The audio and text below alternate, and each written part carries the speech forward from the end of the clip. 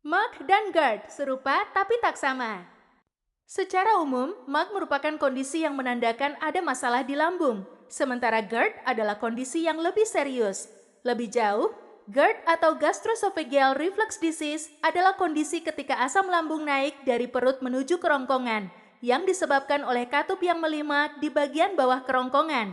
Mug merupakan kumpulan gejala yang menimbulkan rasa tidak nyaman di perut bagian atas atau dada setelah mengonsumsi makanan atau minuman tertentu.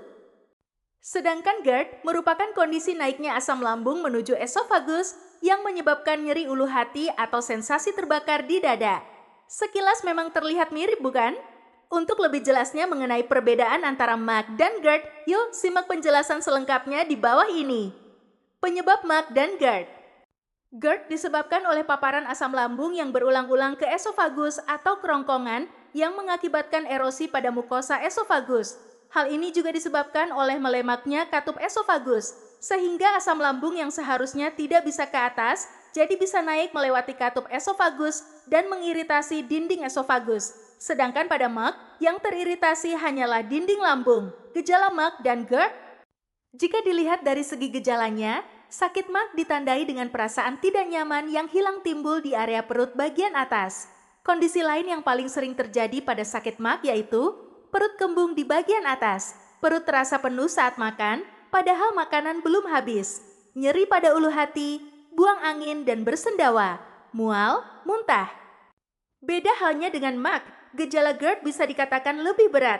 Gejala tersebut yaitu reflux asam lambung, ditandai dengan sensasi terbakar pada dada atau heartburn, dan terjadi 2 kali atau lebih dalam seminggu.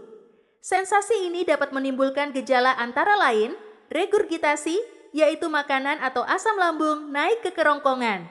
Dada terasa nyeri, kesulitan menelan, kerongkongan terasa mengganjal, dada terasa terbakar setelah makan dan bisa memburuk di malam hari. Pengobatan MAG dan GERD. Pengobatan MAG dan GERD hampir mirip. Namun umumnya, pengobatan MAG tergantung pada tingkat keparahannya. Gejala ringan bisa diatasi dengan perubahan gaya hidup, seperti menghindari konsumsi makanan berlemak dan pedas, tidur cukup, rutin berolahraga, serta kurangi konsumsi alkohol dan kafein harian.